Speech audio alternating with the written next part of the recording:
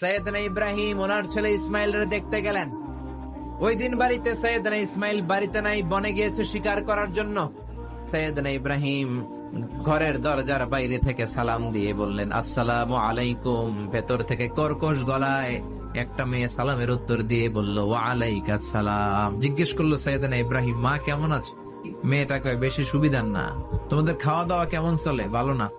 তোমার জামাই কই? বনে গেছে। এবার মেয়েটা বলতেছে, আমনে কেডা? সৈয়দনা ইব্রাহিম বলে, আমি কে, চিনবা না? স্বামী যখন বন থেকে ফিরবে তোমার স্বামীর একটা সালাম দিবা, বলবা ঘরের দরজার চৌকাটটা যেন তোমার স্বামী পাল্টে দেয়। এই কথা বলে চলে গেলেন। ইসমাইল আসার পরে বিবি বলতে আরম্ভ করছে, দুপুরবেলা একটা বুড়া আইছিল। বুড়া। সৈয়দনা ইসমাইল বলে, কোন বুড়া আসছে? কি বলছে? বলছে ঘরের দরজার চৌকাট যেন আপনি পাল্টে ফেলেন। এই কথা বলার পরে সৈয়দনা ইসমাইল চিৎকার দিয়ে বলে, ও কি করলি তুই? নিজের কপাল পড়লি, নিজের কপালে নিজে কুড়াল মারলি। ডেকে বললে, এটা বুড়া না, এটা তোর শ্বশুর। এইটা আমার বাবা ইব্রাহিম খলিল। আমার বাবা যা বলেছে এর মানে হলো তোরে যেন আমি তালাক দেই। তোরে তালাক দিয়ে দিলাম।